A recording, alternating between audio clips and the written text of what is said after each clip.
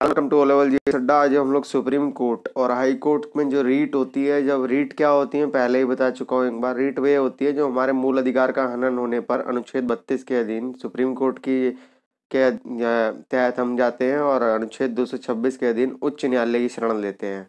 ये हमारे केवल मूल अधिकार, केवल और केवल मूल अधिकार के अतिक्रमण होने पर ही रीट दायर की जा सकती है। इससे अन्य किसी विषय पर यह दायर नहीं की जाती। यदि यह हो कि अतिक्रमण आपके डीपीएसपी का हो तो वाद योग्य नहीं होते, बिल्कुल नहीं होते हैं। तो यही हम लोग पढ़ेंगे, ठीक है। और इसका एक एक शब्द जो कि टेक्निकल है, जैसे habeas corpus, mandamus, certiorari, prohibition, quo warranto, इसका अर्थ पूछ लेता है। पिछली बार भी पूछा गया है, इस बार भी हो सकता है पूछ ले, क्योंकि ये परिभाषाएं जल्दी याद नहीं होती हैं। तो सुप्रीम कोर्ट आपको पता ही है कि कौन सा अनुच्छेद में उल्लेख किया गया है। आपका अनुच्छेद आपका 124 में उल्लेख किया गया है और 123 में आपकी राष्ट्रपति का अध्यादेश पावर है। तो सुप्रीम कोर्ट के पास कौन कौन सा अधिकार है? मौलिक, ठीक है। मौलिक में संघ और राज्यों के बीच, विभिन्न राज्यों के बीच आपसी विवाद और निपटारे में ये मौलिक अधिकार के काम से करता है। ओरिजिनल जुरिडिक्शन, ठीक है। दीवानी, फौजदारी तथा संवैधानिक सवालों से जुड़े अधीनस्थ न्यायालयों के मुकदमों पर सुनवाई जब ये करेगा तो अपीलीय न्यायालय बन जाता है, ठीक है। जनहित के मामले में तथा कानून के मसलों में सलाह देने की शक्ति में सलाहकारी बन जाता है, जब ये अनुच्छेद 143 के अनुसार भी राष्ट्रपति को अपनी रिकमेंडेशन करता है, जो कि बाध्यकारी नहीं होती। यदि राष्ट्रपति माने या ना माने उसके ऊपर निर्भर करता है, तब ये सलाहकारी बन जाता है। अनुच्छेद 32 के अधीन आती है आपकी सुप्रीम कोर्ट की रीट्स आती हैं और 226 के अधीन आती है आपकी हाई कोर्ट्स की रीट, ठीक है। दोनों के दायरा यदि पूछ लेगा कि मूल अधिकार के संबंध में दायरा किसका विस्तृत है, तो दायरा विस्तृत आपका हाई कोर्ट का है, ना कि सुप्रीम कोर्ट का। ये तथ्य याद रखिएगा, ये कथन और कारणालय में आ जाते हैं। विशेषाधिकार क्या है? भारतीय भूभाग की किसी अदालत द्वारा पारित किए गए मामले, किसी किए गए फैसले पर स्पेशल लेग पिटीशन के तहत की गई अपील पर सुनवाई की शक्ति सुप्रीम कोर्ट रखता है। यानी किसी भी हाई कोर्ट्स का मैटर, कोई भी प्रोसीडिंग जो हियरिंग उसकी चल रही है, उसके ऊपर अधिकार रखता है अन्य मामलों में भी। अब देख लेते हैं रीट्स कितने प्रकार की होती है और इसका अर्थ क्या होता है। बंदी प्रत्यक्षीकरण, इसको हम हेबस कॉर्पस भी बोलते हैं। इस अर्थ को प्रस्तुत किया जाए, मतलब इसका अर्थ क्या है, को प्रस्तुत किया जाए। जैसे मान लो कि आपको गिरफ्तारी हो गई, तो आपको प्रस्तुत किया जाएगा ना कोर्ट के समक्ष, तो को प्रस्तुत किया। बंदी को सशरीर, मतलब शरीर के साथ प्रस्तुत किया जाए। परमादेश शब्द से ही लगता है वी ऑर्डर, हम आदेश देते हैं। वी ऑर्डर अर्थ ही है हम आदेश देते हैं सार्वजनिक अधिकारियों को। किसको? सामान्य आदमी को तो ऑर्डर देगा नहीं कोर्ट, देगा तो किसी लोक सेवक को ही देगा, लोक अधिकारी को देगा। प्रतिषेध, देखिए नाम से पता चल रहा है रोकना, स्टॉप, ठीक है। अधीनस्थ न्यायालय को रोकने हेतु, इसकी प्रकृति निवारक है, ठीक है। उत्प्रेषण,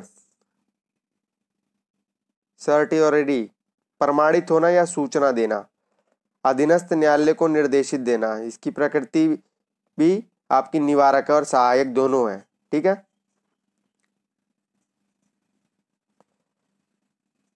अब आपकी अंतिम बची अधिकार परीक्षा।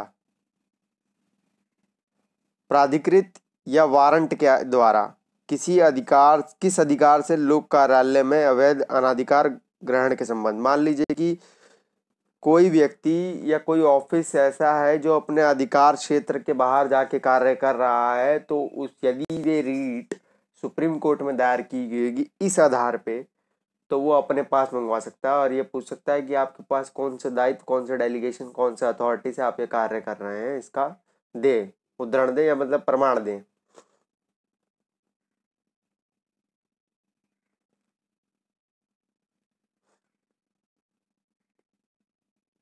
ये होगी पांचों रीट। फिर मैं एक बार दोहरा दे रहा हूँ। बंदी प्रत्यक्षीकरण आपकी हो गई हेबेस कॉर्पस, सशरीर प्रस्तुत किया जाए व्यक्ति को। परमादेश आपका हो गया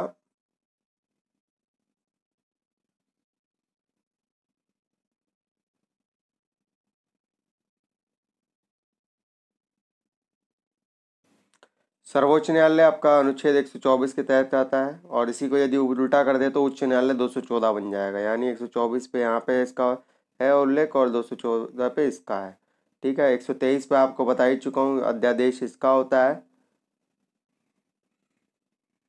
सर्वोच्च न्यायालय का, और इसे राष्ट्रपति का अध्यादेश होता है, और राज्यपाल का आपका हो जाता है 213 पे। ठीक है, ये हो गया एक्स्ट्रा इन्फॉर्मेशन। अब इसको पढ़ लेते हैं क्या है। मुख्य न्यायाधीश सहित कुल न्यायाधीशों की संख्या अभी 34 हो गई है। ठीक है, जब ये बना था तो न्यूनतम 7 थी।